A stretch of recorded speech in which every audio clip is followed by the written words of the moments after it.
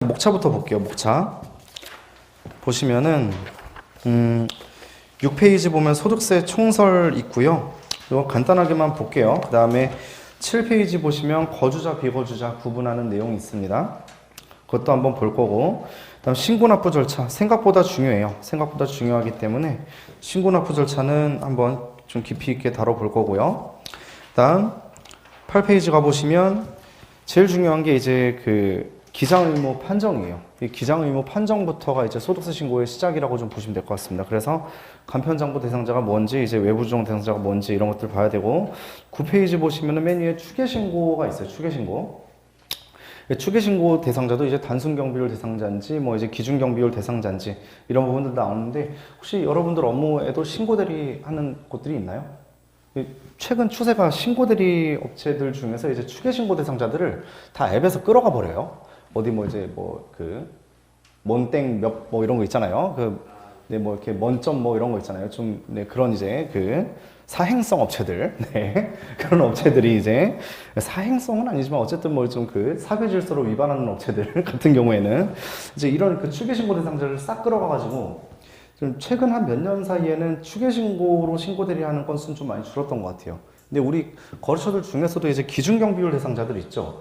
근데 막 경비가 부족하거나 이런 경우에는 가끔 이제 기준경비율이나 단순경비율을 선택해갖고, 선택은 아니지만 그 중에 하나를 적용해서 소득세 신고하는 경우도 있으니까 한번 좀 같이 보도록 할 거고요. 제일 헷갈리는 부분이 어디냐면 9페이지 맨 밑에 있는 공동사업이에요. 공동사업.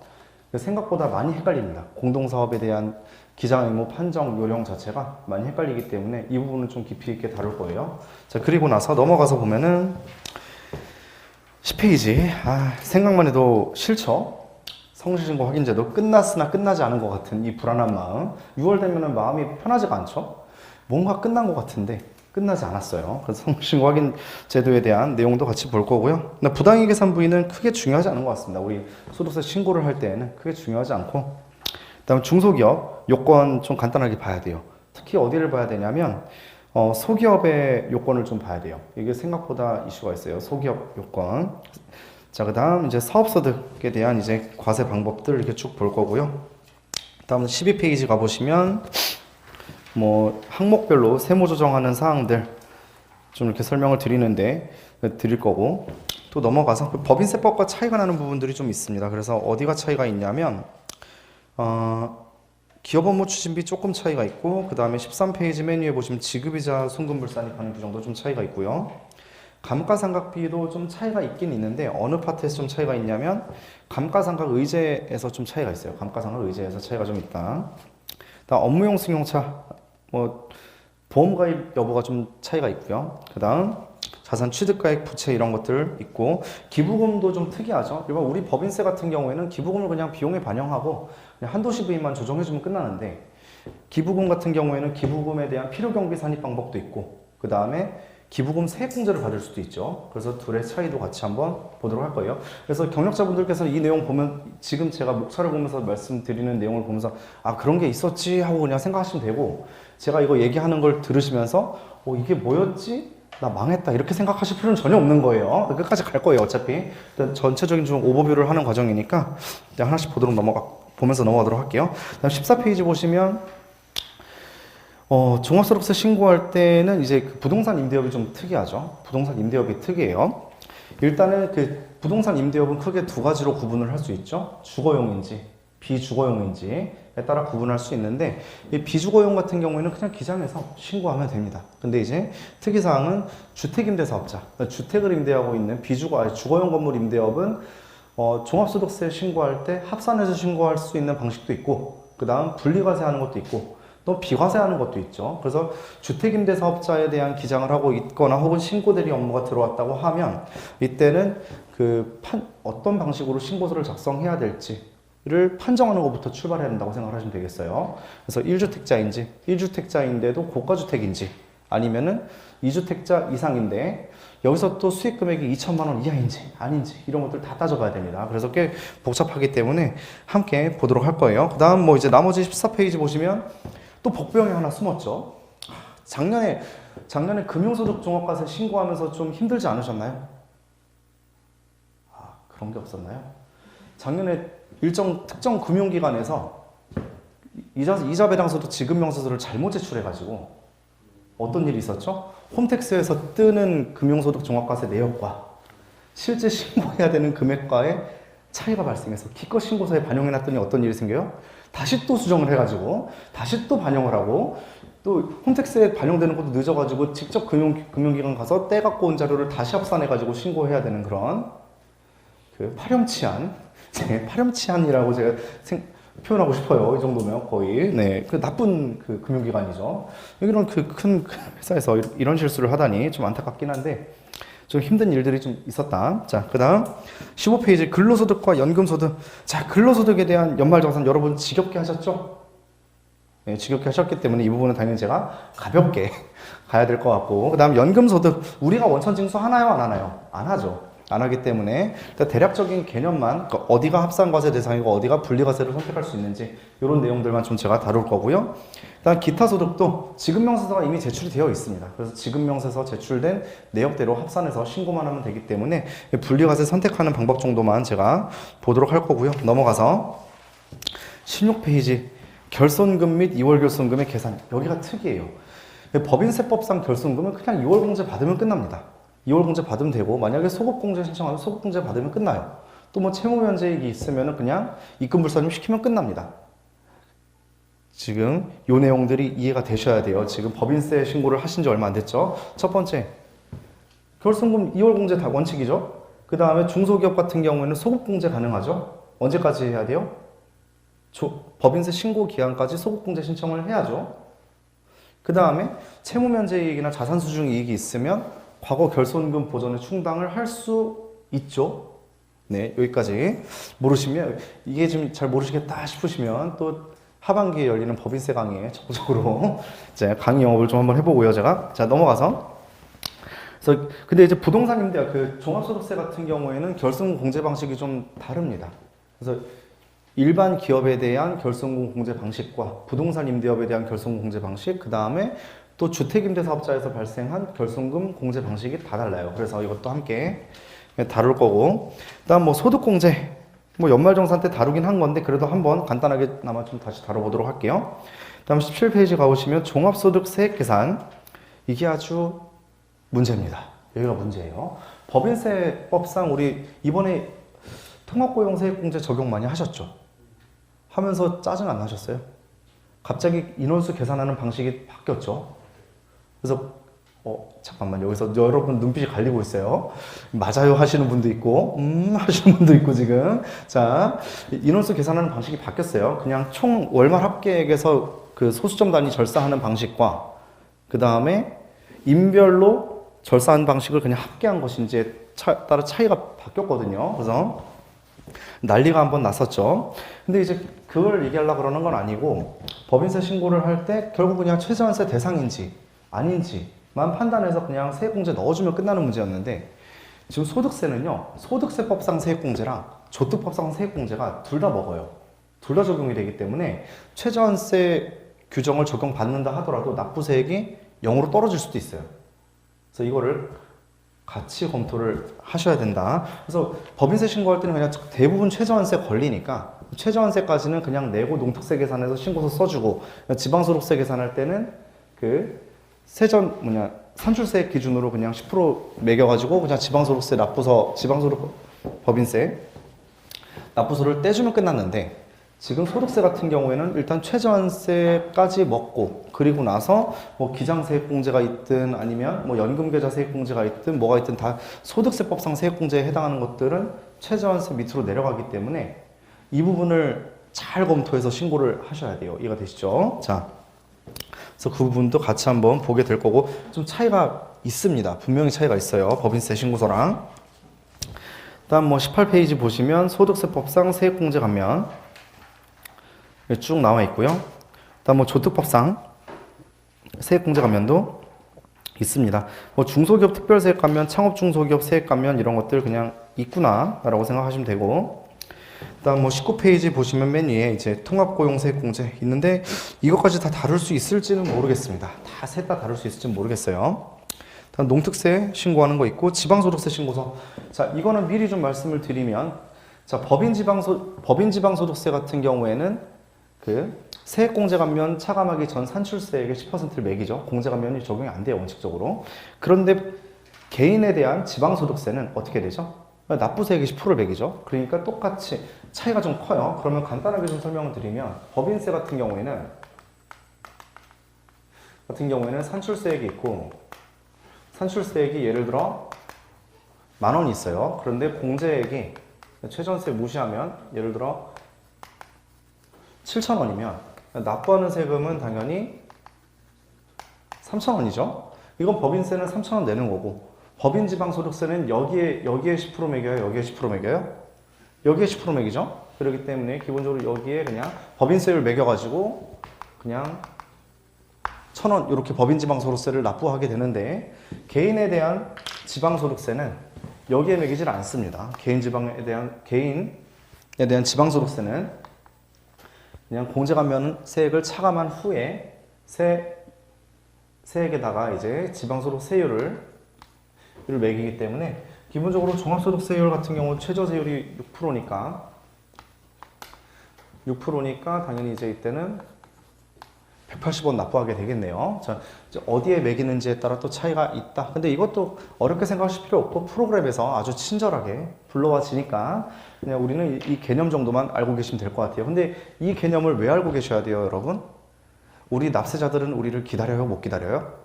못 기다려요. 결과를 미리미리 궁금해해요, 안 해요?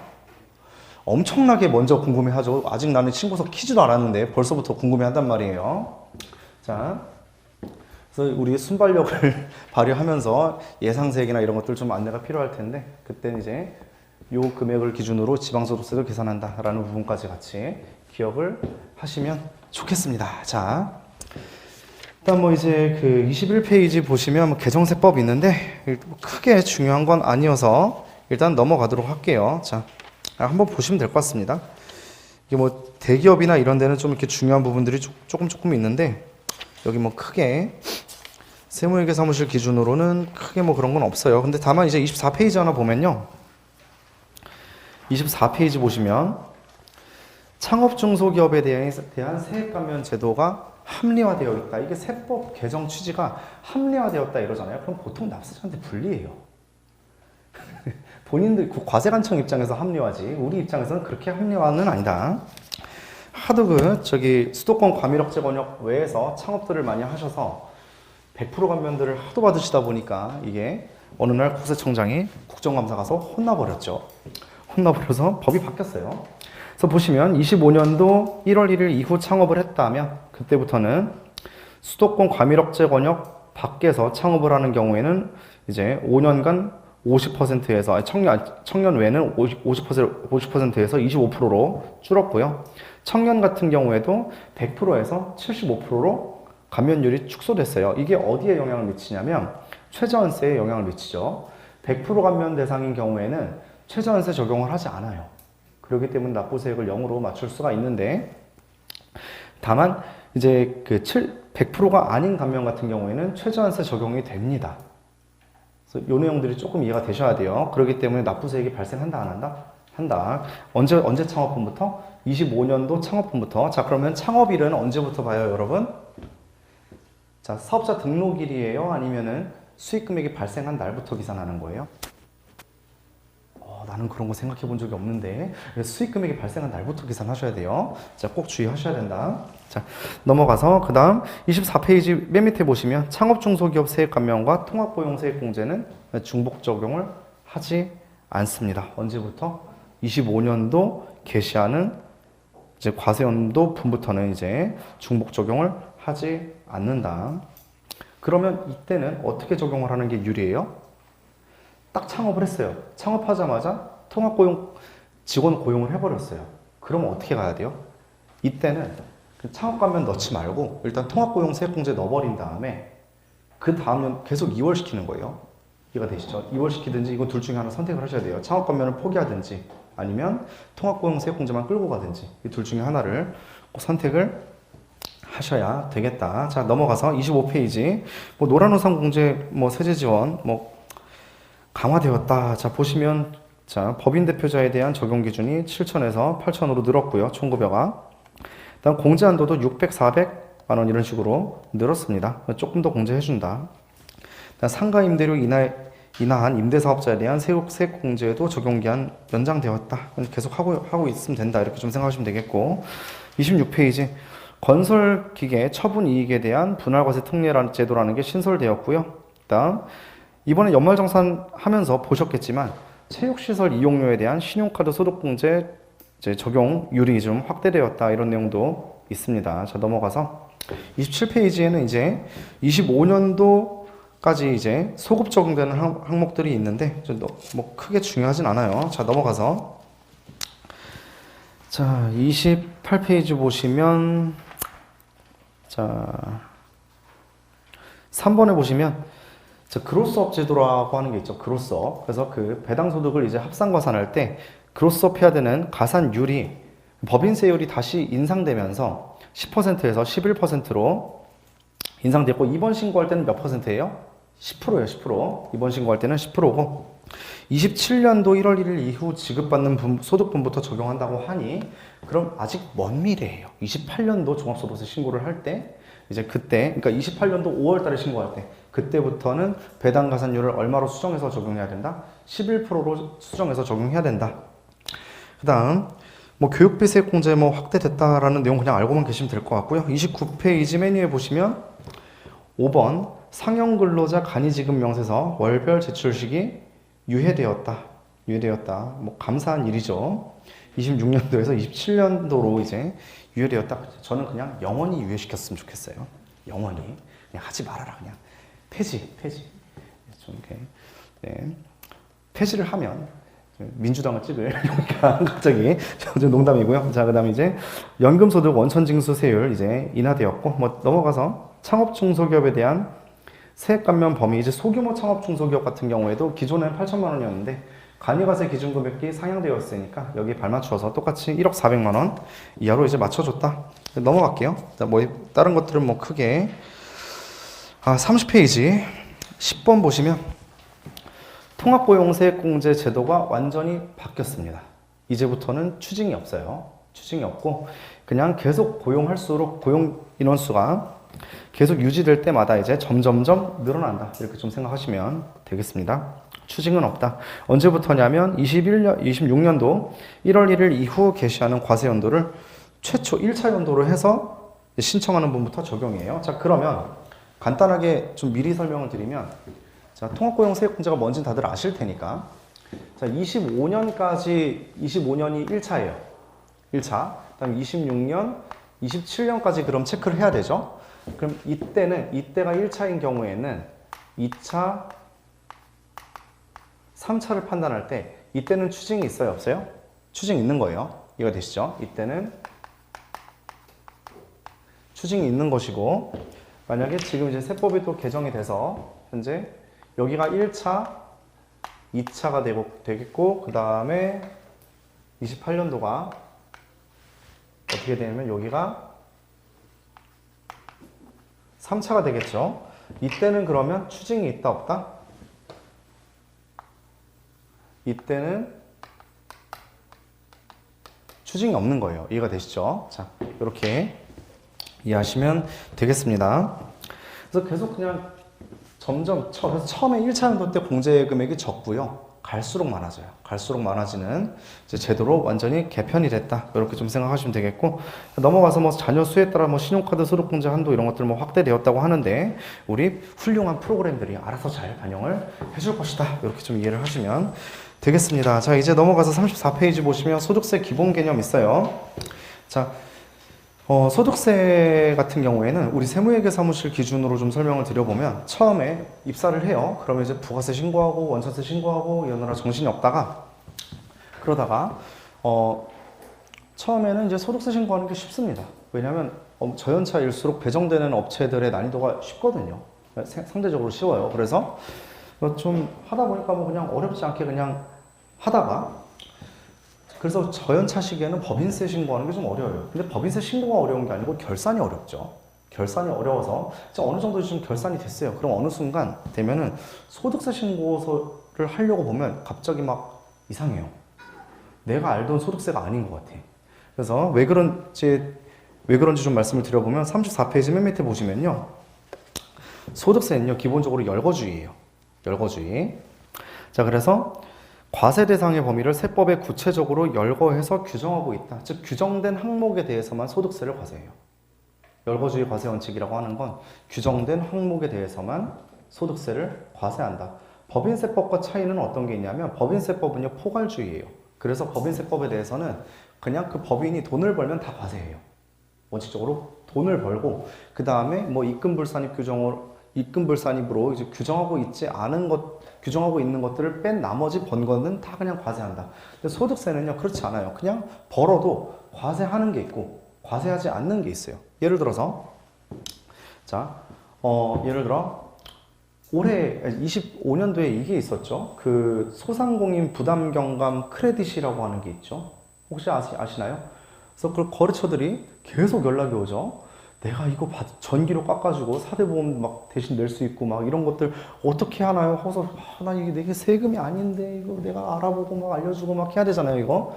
그런 경험이 없으신가요? 자, 많으실 것 같아요, 다들. 자, 이거는 수익 금액에 산입을 해야 되나요, 안 해야 되나요?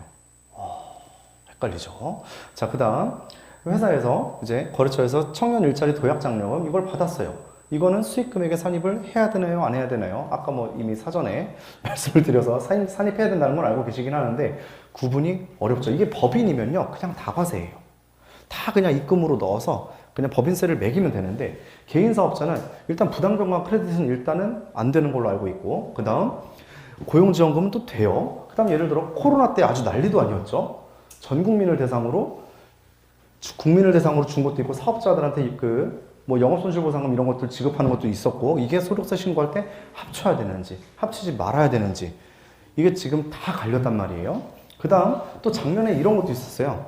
어떤 게 있었냐, 우리 소득세 신고할 때 그 개인사업자 이자 대출 이자 낸 것들 있죠. 기업대 이자 낸 것들 중에서 이자 비용에 대한 캐시백 해준 게 있거든요, 은행에서. 그 금융기관 너네들 그 힘든 소상공인들 대상으로 이자를 너무 많이 가져갔다. 그러니까 그 일정 이자율을 초과하는 금액에 대해서 다 캐시백을 해줘라 해가지고 그냥 싹 입금 받은 게 있단 말이에요. 근데 그게 종합소득세 신고 안내문에 나왔다 안 나왔다? 안 나왔다. 그래서 일일이 체크했어야 됐다. 갑자기 불안하시죠?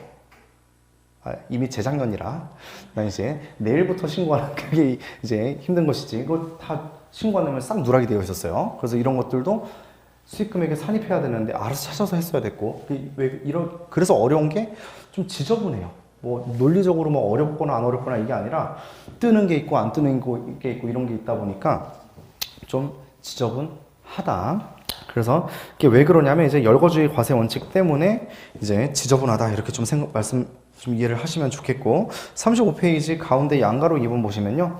과세기간과 확정신고 있어요. 소득세는 1월 1일부터 12월 31일까지를 과세기간으로 해요. 법인과 차이점은 뭐죠?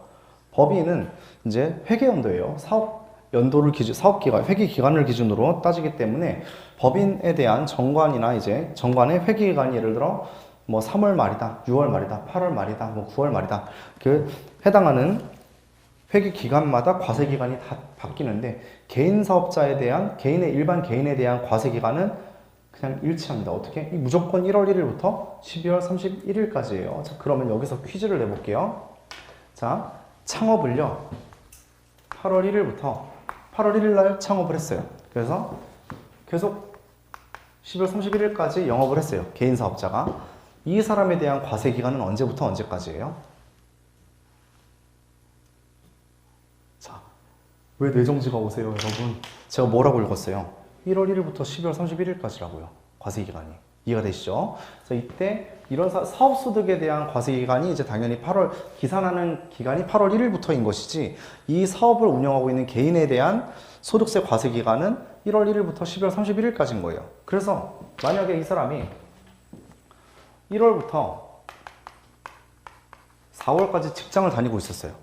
그럼 어떻게 해야 되는 거예요? 1월부터 12월까지가 과세기간이니까 이거를 다 합쳐서 신고하는 거죠. 이해가 되시죠? 자, 그 다음 더 특이한 게 있죠. 통합고용세액공제 적용할 때 과세기간이 몇 개월이라고요? 갑자기 막 얘 8월부터 세야 되는 거 아니야? 이렇게 생각하시죠? 얘는 12월부터인 거예요. 아니 12개월인 거예요. 개인 사업자는. 이게 제일 큰 차이예요. 법인처럼 적용하시면 안 돼요. 법인 같은 경우에는 설립 등기일부터 기산을 하거든요. 과세 기간을.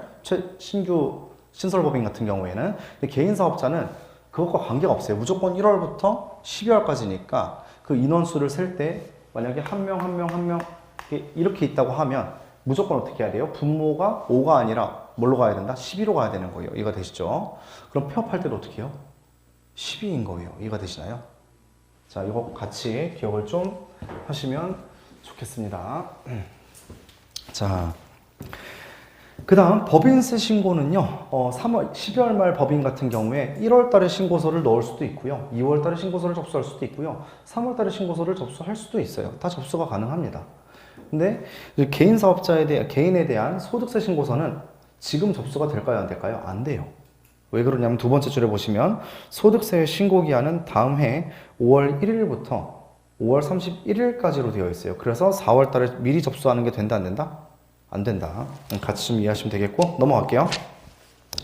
자, 36페이지, 인적공제, 물적공제 이런 거 그냥 넘어가고요. 37페이지, 세율 참 많죠? 6%부터 45%까지 이제 세율이 정해져 있다.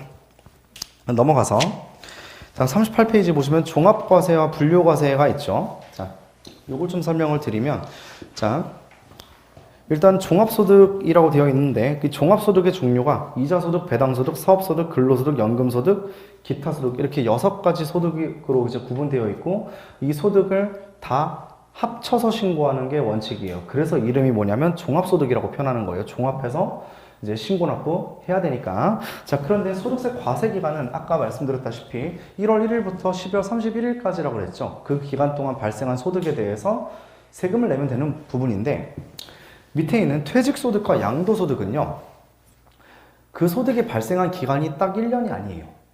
1년 동안 발생한 소득이 아니고 일반적으로 장기간 발생한 소득이에요. 그래서 그 금액이 보통 큽니다. 커요. 그래서 퇴직소득 같은 경우에는 장기간 근무했다라고 하면 30년 근무했다. 그러면 퇴직소득이 엄청 나올 거 아니에요. 근데 그거를 1년 단위로 과세하는 세금에 맞추면 되겠어요? 안 되겠어요? 안 되겠죠. 그래서 종합소득에 합산하지 않고 별도로 따로 떼어내서 계산한다. 이렇게 좀 이해하시면 되겠어요. 자, 그래서 퇴직소득과 양도소득은 어떻게 한다? 종합소득에 합산해서 하지 않는 게 원칙이다. 다만 이제 퇴직소득 중에서 예외적으로 임원퇴직급여 한도초과 금액에 대해서는 어떻게 하고 있죠? 근로소득으로 합치고 있죠. 근로소득에 합산해서 신고하고 있는 제도가 있다. 여기까지. 다음 39페이지 종합과세와 분리과세라는 게 있죠. 분리과세는 뭐냐면요, 분류과세와 또 차이가 있어요. 종합소득세 신고서에 합산하지 않는 게 분리과세라고 생각하시면 되겠어요. 종합소득세 신고서에 합산하지 않는 것이 이제 분리과세 제도이다. 이렇게 좀 생각하시면 되겠고, 그래서 표에 보시면 분리과세 할 때 첫 번째, 우리 은행에서 이자나 배당 이런 것들 받으시죠. 그럼 원칙적으로 어떻게 하죠? 은행이나 회사에서 이제 원천징수를 하고 난 금액을 이제 우리한테 입금을 해주죠.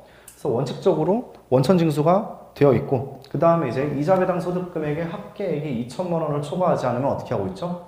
그냥 분리과세로 끝나는 거예요. 그럼 원천징수로서 이제 세금에 대한 신고납부 의무가 끝난다. 그래서 뭐라고 표현하냐면 표에서 끝에 보시면 원천징수의 성격이 완납적 원천징수라고 표현하는 거예요. 완납적 원천징수라는 것은 무엇을 의미하냐면 원천징수로서 신고납부 의무가 종결되는 것을 이제 완납적 원천징수라고 하는 거고, 예납적 원천징수는 뭐냐면 원천징수로서 끝나는 게 아니고 나중에 확정신고가 필요한 것들을 이제 예납적 원천징수라고 표현을 해요. 그래서 원칙적으로 그럼 예를 들어 우리 3.3% 원천징수하고 있는 사업소득자들 같은 경우에는 원칙적으로 예납적 원천징수라고 봐야 돼요? 완납적 원천징수라고 봐야 돼요? 거의 대부분 예납이라고 봐야 되겠죠. 근데 예를 들어서 보험 모집 소득만 있고 이 사람이 간편장부 대상자면 사업소득도 연말정산을 할 수 있어요. 그래서 혹시 기억이 나실지 모르겠는데 우리 사업소득 연말정산 원천징수 영수증, 사업소득에 대한 지급명세서를 받았는데 이 사람이 보험설계사예요. 예를 들어. 근데 보니까 얘는 뭔가 이렇게 경비율이니 뭐니 이런 것들이 막 적용이 되어 있는 원천징수 영수증이 있고, 아니면 우리가 일반적으로 알고 있는 지급명세서가 있어요.